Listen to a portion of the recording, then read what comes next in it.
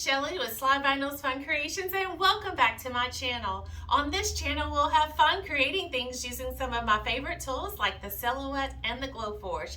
Today we will be making a noodle board, or a cover for your stove when you're not using it.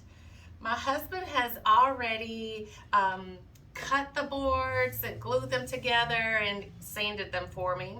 My stove would need a 22 by 30 inch cover, so that will be this piece. I'll be using some 3-inch pieces to put on the sides, or my risers, and have some handles here to put on top. I'll be using a stain, a clear coat once I'm done, some wood glue, risers, a tape measure, a foam brush, some felt pads, screws, clamps to hold my wood together as it dries, and some drills. Let's get to work. Okay, so I have already pre-marked my board where I'll drill the holes so I can secure my side pieces like this. So let me show you what I did. So I'll turn the board around. My board is 22 inches, so I marked it like this. Oops. Like that. And then I marked it at 2 inches, 6.5, 11, 14.5, and 20. And I did that on both sides. I'll be using this drill to drill my holes.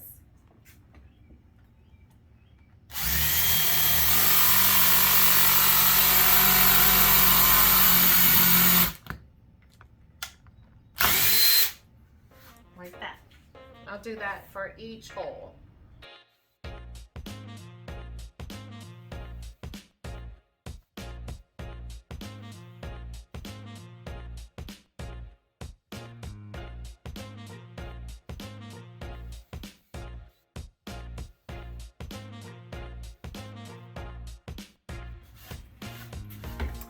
All right, moving on to the next. Okay, so now it's time to flip my board over, and I will use my drill and countersink my holes so that when I use the screws, it will sink in and not scratch my stove. It will be like sunk into the wood.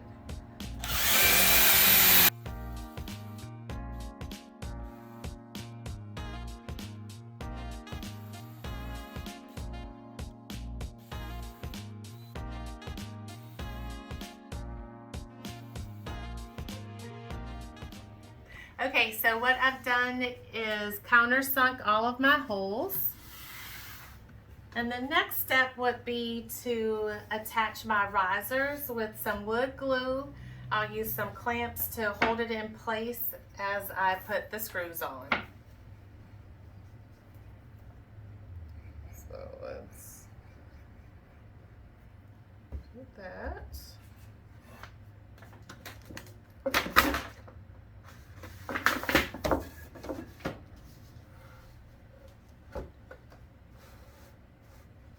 Try to even it out as close as you can.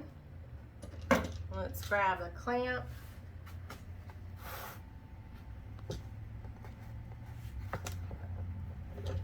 Let's see.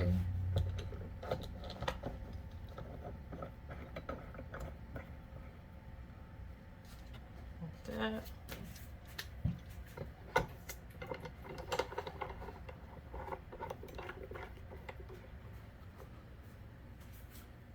Let's get ready to put the screws in. Okay, so I am using 1.25 inch wood screw so I can attach my two pieces together.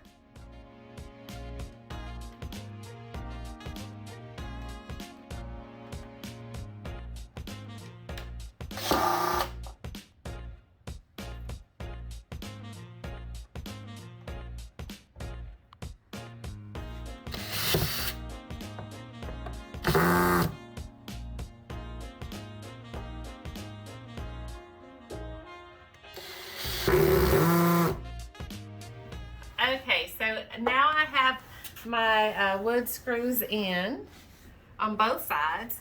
So what I'll do is flip the noodle board over, and I've already pre-marked where I will drill the holes for my handles, but I'll show you what I did. My risers and my board is 22 inches, so half of 22 is 11.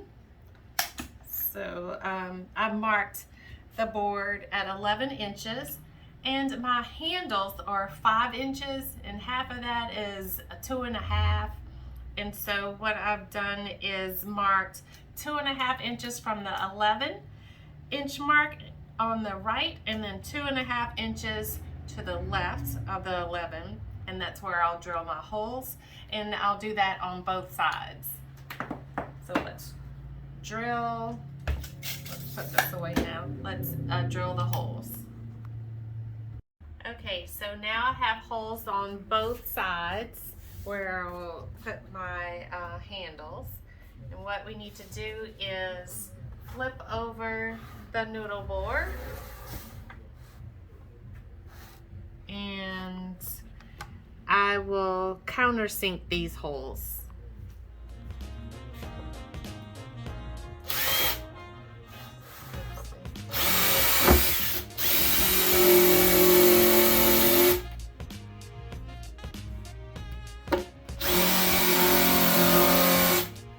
Okay, so I have my holes for my handles countersunk now on both sides.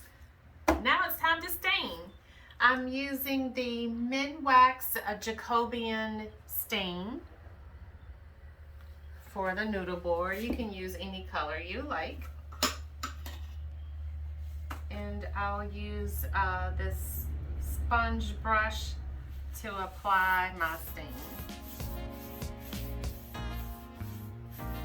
That's gonna look great.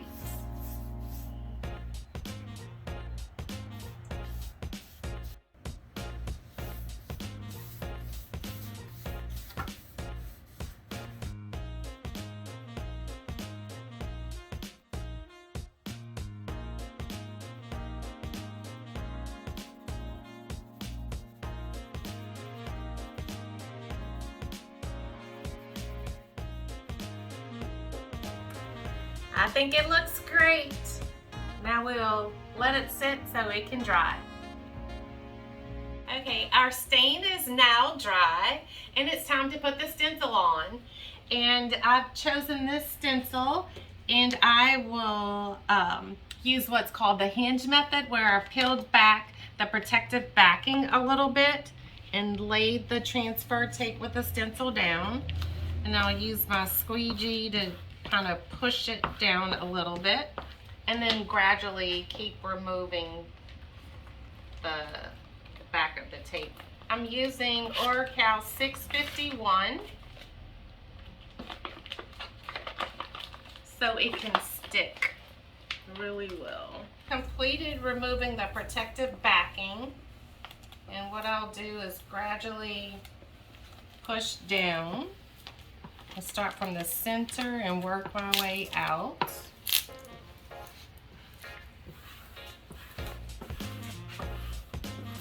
I'm applying a lot of force now that I have everything where I want it.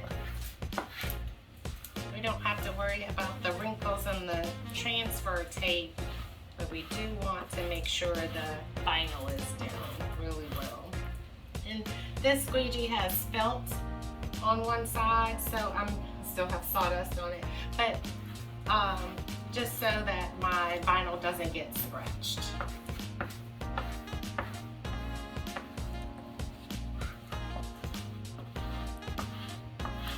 Just going over it one more time, and let's see what we have. Let's start from the corner and pull down sideways. This part is coming up, so that means I need to apply a little more force here. Let's try again. Finger is laying down now.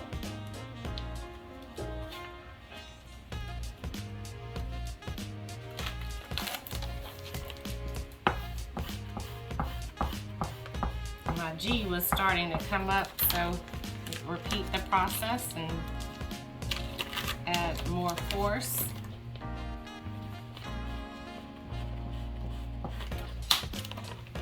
Let's try this side. Let's see.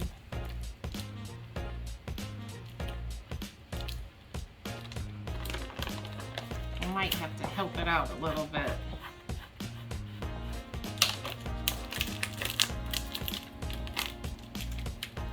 Push down.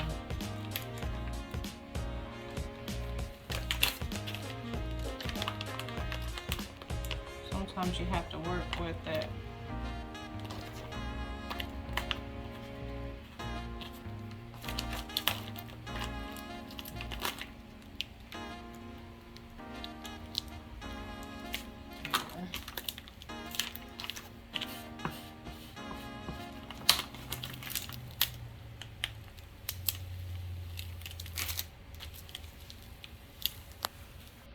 Okay, our stencil is on. It's now time to use the polyurethane clear coat. Okay, so my polyurethane coat has dried now, and I put one handle on off camera, and it's time to put the second handle on. So let me pick this up so you can see. I'll take the screws and stick it in the hole, so we can put the handle on. We'll put it on like this. Okay, the handles are on now, and it's time to flip the noodle board over so we can put our felt pads on to protect. We'll put one in each corner to protect the stove from being scratched like that.